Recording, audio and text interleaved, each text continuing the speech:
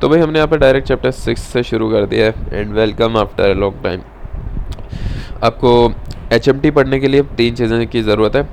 Practice problem की आपके पास PDF, HT इनकॉर्पोरा वाली PDF और इसका सॉल्यूशन, इस बुक का सॉल्यूशन। ठीक है, ये 3 PDF आपको ज़रूरत है। सिलेबस हमारा मिट्स का है 1, 2, 3 और चैप्टर नंबर 6। हम डायरेक्ट 6 से स्टार्ट कर रहे हैं, तो इसकी पहली प्रॉब्लम नंबर 2 हम स्टार्ट करेंगे यहाँ पर, जो कि यहाँ पर गिवन है। ठीक है, ये पूरा चैप्टर मैंने पढ़ा नहीं है शायद पूरा, या पता नहीं क्या है, फ्लो के बारे में। और जो FM में पढ़ते थे ना, flow over surface, boundary layers, वो वाला चैप्टर है। बहुत आसान है यार, ये वाला सवाल ACLA की तरह है, इसमें कुछ करने की ज़रूरत नहीं है, बस फॉर्मूले में वैल्यू पुट करनी है, जो कि गिवन भी नहीं है वैल्यू। 6.2 है, कह रहे हैं एक सरफेस के ऊपर फ्लो हो रहा है और उसकी 2 प्रोफाइल्स गिवन है। सही है, ये आपको 2 इक्वेशन गिवन है, एक वेलोसिटी की और एक टेम्परेचर की, 2 इक्वेशंस गिवन है। ठीक है, कह रहे हैं वेयर A से G तक कांस्टेंट है, ये A B C D F G सारे कांस्टेंट हैं चीज़ें। सही है, आपने क्या निकालना है, कोफिशिएंट ऑफ फ्रिक्शन और coefficient of convection in form of velocity and in form of temperature. Simple है, और इसकी प्रोफाइल बना देना, बहुत आसान सवाल है।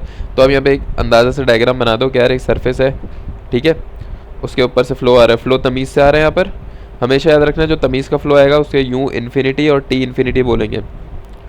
ठीक है, और जब वो इससे टकराएगा, टकराने के बाद ये थोड़ा यूँ हो जाएगा, और यूँ होने के बाद क्या होता है, हमेशा at a certain distance Y पे जाकर ये फ्लो वापस सेट हो जाता है। इसकी वजह से जो टर्बुलेंसी आ जाए तो ख़राब होता है। ये कुछ टाइम बाद थोड़ा ऊपर जाओगे ना Y एक्सिस पे, यूँ करके Y एक्सिस पे, तो ये क्या हो जाएगा, सेट हो जाएगा वापस, यूँ करके हो जाएगा फ्लो। आहिस्ता आहिस्ता सेट होता है, ज़ाहिर है। बेसिक है, एक पानी में पत्थर रखो, फ्लो में पत्थर रख दो, बीच में पत्थर के आसपास ख़राब होता है, ऊपर वापस फ्री स्ट्रीम हो जाता है। तो इस तरह जाते जाते ये यूँ सेट हो जाएगा। जिस लाइन पर वो सेट होता है उसको आप क्या कहते हो, बाउंड्री लेयर। ये बाउंड्री लेयर है। यहाँ पर 2 प्रोफाइल्स बनेंगी, एक आपकी बन जाएगी वेलोसिटी प्रोफाइल, एक आपकी बन जाएगी टेम्परेचर प्रोफाइल। ठीक है, वेलोसिटी प्रोफाइल U, ये टेम्परेचर प्रोफाइल है, ये इनकी इक्वेशंस गिवन है। तो ये इस तरह एक रैंडम बना लेना, तो कुछ इस तरह की आपके पास बनेगी प्रोफाइल। सरफेस है, वेलोसिटी प्रोफाइल है, टेम्परेचर प्रोफाइल है, और ये U इन्फिनिटी T इन्फिनिटी आ रहा है। ठीक है, आपको निकालना है कोफिशिएंट ऑफ फ्रिक्शन और कन्वेक्टिव कोफिशिएंट। बहुत आसान मैं समझा रहा हूँ, वापस रट्टा मारो, इसमें कुछ भी मुश्किल नहीं है। अच्छा, ये जो लंबा पूरा है, ये मैं डिस्कस कोशिश करूँगा करवा दूँ बाद में, इस सवाल में नहीं करवा रहा, वीडियो लंबी हो जाएगी, क्योंकि इसमें कुछ है नहीं डिस्कस करने वाला। भाई कोफिशिएंट ऑफ फ्रिक्शन है, ठीक है, उसका फॉर्मूला होता है shear stress upon dynamic pressure. ठीक है, डायनामिक प्रेशर आपने नीचे रख दिया, ऊपर शेयर स्ट्रेस रख दिया। अब शेयर स्ट्रेस क्या है, शेयर स्ट्रेस का फॉर्मूला ये होता है, और यहाँ पर U का वैल्यू आपको गिवन है, वो रखो, डेरिवेट करो, जो आएगा उसको इसमें डालो, कोफिशिएंट ऑफ फ्रिक्शन आ गया, ख़त्म। ठीक है ना, समझ आ गई? अब यार चलो समझा देता हूँ, अब इतना कह रहे हो तो। कोफिशिएंट ऑफ फ्रिक्शन में हमें ऊपर शेयर स्ट्रेस गिवन थी, शेयर स्ट्रेस TS, लेकिन शेयर स्ट्रेस एक वेरिएबल थिंग है, इट्स नॉट अ कांस्टेंट। हमें कुछ सवाल में शेयर स्ट्रेस टाइप गिवन नहीं है, शेयर स्ट्रेस हमेशा हम निकालते हैं, क्योंकि share stress with respect to Y change होगी, याद रख लो, बस रट्टा मार लो इसको मैं लॉजिकली बाद में समझाऊंगा। सही है, with respect to Y share stress आपकी चेंज होगी, क्योंकि शेयर स्ट्रेस होती है ड्यू टू स्लिपिंग। एक अगर लाइन, स्ट्रीम लाइन यहाँ जा रही है और अगली लाइन यूँ आ रही है, या अगली लाइन यूँ आ रही है, इन दोनों के बीच में जो स्ट्रेस लगेगी वो शेयर स्ट्रेस लगेगी।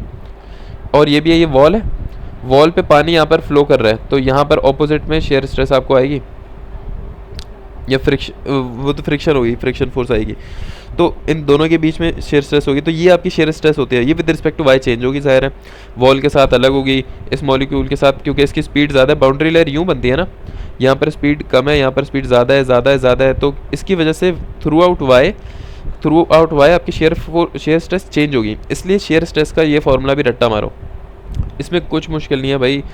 अगर आपको ये फॉर्मूला वैसे पुराना फॉर्मूला है, अगर आपको नया लग रहा है तो कोई बात नहीं, रट्टा मार लो कि shear stress in fluids, Newtonian या नॉन न्यूटोनियन फ्लूइड होता है कुछ, वो बराबर होती है डावा U बाय डावा Y।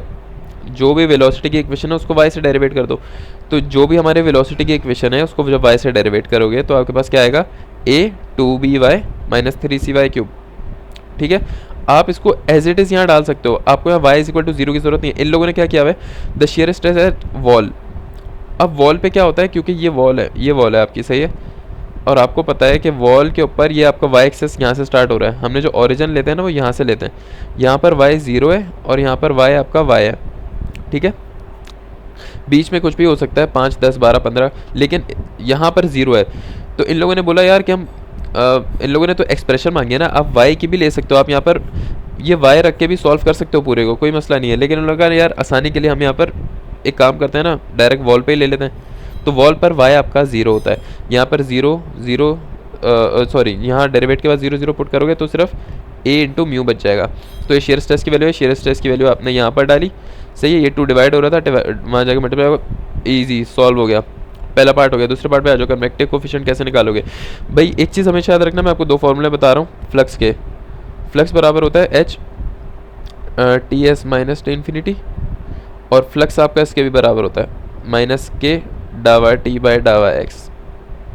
ये फ्लक्स है। फ्लक्स क्या कहते हैं, हीट अब एरिया के अंदर किसी भी एरिया पे कितनी हीट जा रही है, किसी भी एरिया के अंदर कितनी हीट जा रही है, इसको फ्लक्स कहते हैं। क्यू बराबर क्यू अपॉन ए बराबर होता है इसके फ्लक्स के, सही है। तो ये आपका फ्लक्स है।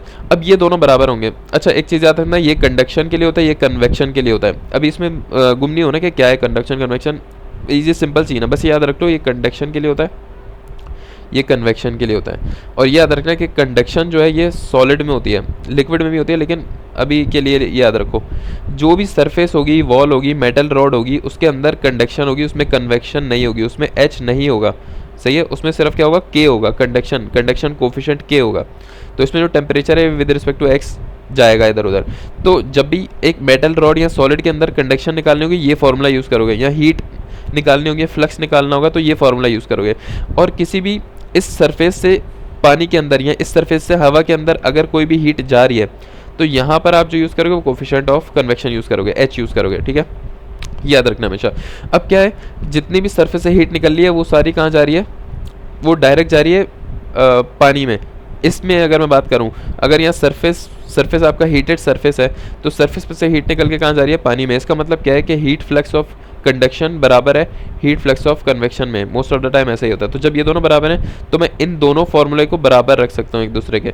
जब मैं इन दोनों फार्मूले को बराबर रखूंगा तो मेरा एच बराबर हो जाएगा माइनस के डावा टी बाय डावा एक्स और divide by T S minus T infinity. ऐसा ही है, ये हो गया यहाँ पे के एफ डावा टी बाय डावा वाई, एक्स नहीं है सॉरी, यहाँ पर वाई होगा ना क्योंकि हम विद रिस्पेक्ट टू वाई कर रहे हैं, ठीक है,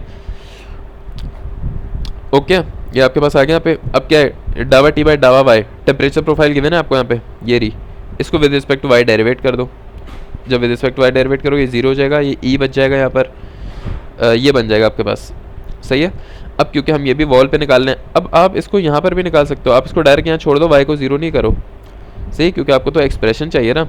लेकिन ये कह रहे हैं यार चलो आसानी के लिए हम एक काम करते हैं, हम इसको यहाँ कहीं निकालने के बजाय हम डायरेक्ट वॉल पे ही निकाल लेते हैं। वॉल पे वाई आपका 0 है, ठीक है, तो यहाँ पर आपने वाई को 0 पुट किया, सही है, तो आपके पास ये इक्वेशन बन गई, ख़त्म।